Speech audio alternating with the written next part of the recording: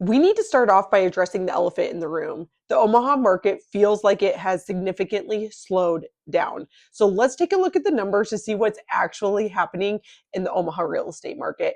My name is Morgan Putnam and I'm a local realtor. Let's get into it.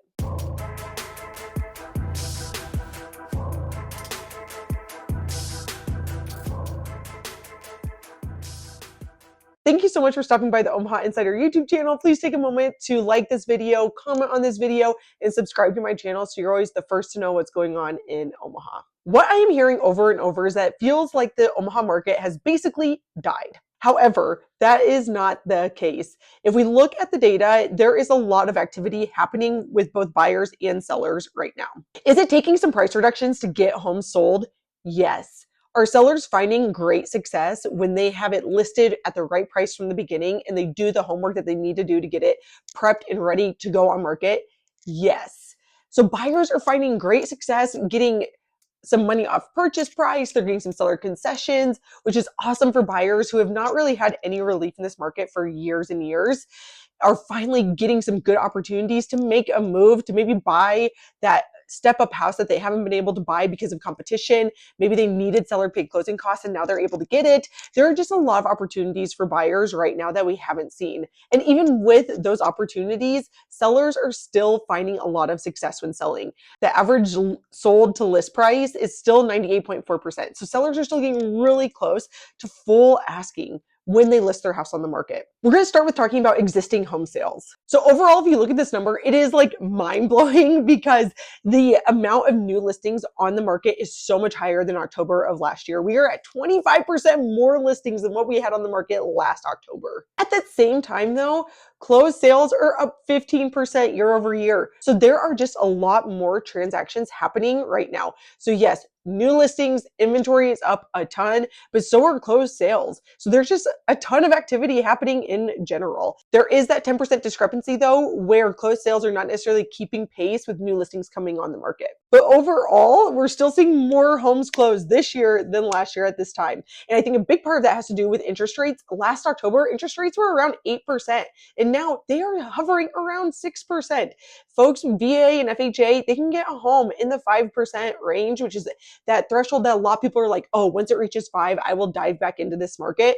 And conventional buyers, 30-year mortgage, are looking right around 6 to 6.2% interest rate. So we are getting very close to that 5%.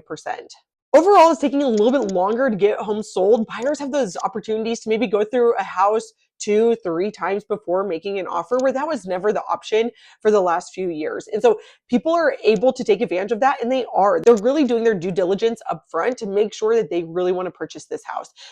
That really requires patience, though, on the side of the sellers and adjusting expectations.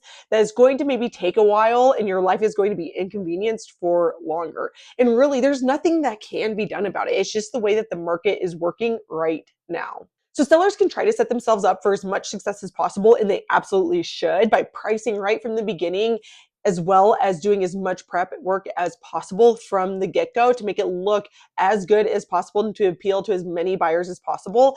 But even with all of the right work done from the beginning, it still just requires patience, because those buyers are going to come back around. They might be like, oh, if I wait a few weeks, there will probably be a price reduction and I can get it for even cheaper because it likely won't sell. And that is sometimes the case. And so there is validity to what the buyers are experiencing right now, where they do feel like they can make more of the call on what they want to do, and the seller definitely has a little bit less power. However, so that's the felt experience, but when you look at the data, it is still a strong seller's market overall. We haven't even reached a neutral market that doesn't favor buyers or sellers yet. And I think we might be trending in that direction, but I don't know, if interest rates all of a sudden drop, there's going to be a flood of activity into the market, and it will be crazy again, like it has been in the past. With that being said, though, there's really no indication that interest rates are going to do a big drop. Obviously, lenders, experts, economists have been talking about for years that there's going to be a massive drop in interest rates, and there just really has not been now for years. So as people talk about that moving into 2026, that they're expecting a huge interest rate drop, I think it's best to adjust expectations to kind of plan on them being where they are from here on out, and then make your decisions based on that, based on what is best for you and your family, instead of waiting for some unknown date when they may or may not drop. New construction listings saw a big increase, around 8% from last year to this year, and that is great to bring more new construction to the market. We're always excited to see more new construction because we don't want to slow down building, because what happened last time we slowed down building? It was a huge housing shortage, like what we saw during the Great Recession. So it's really great that we're still seeing new construction come to the market, but we're not necessarily seeing the same price growth in new construction as we see in existing homes. Right now in existing homes, we're seeing really honestly solid price growth, around 5% year over year, where in new construction, it's more like 2% year over year. This time of year, builders oftentimes want to get houses that have been sitting, spec homes that they've built, off of their books. And so they tend to offer a lot of incentives towards the quarter 4, end of quarter 3, to get these houses closed by the end of the year. Days on market for new construction has lowered a little bit from about 75 to about 65, and that is really due to those builder concessions that they're offering to get these houses sold by the end of 2025. The average sold price for existing homes in Omaha is up to $366,000, which is very high for Omaha, and we are starting to trend towards the national average of around $420,000. So that has been interesting to see, especially in this market that is hard and where sellers are really feeling like things are not going well for them. We are still seeing the value in owning a home pay off. Homes are still appreciating, and people are still growing wealth and equity in their homes, even if it doesn't necessarily feel like what it has been for the last few years. So overall, the Omaha real estate market is honestly holding really steady throughout this tumultuous time, where it feels like there's a lot of unknown in the economy, and with interest rates and with the government shutdown that is hopefully ending here any moment. It has been interesting to see how buyers have adopted an attitude pretty quickly of that they can get basically whatever they want at whatever price that they want, and that sellers are really feeling discouraged. But overall, things are still holding steady. It just requires a new attitude and new expectations and new patience as we step into this slightly different market than what we have seen.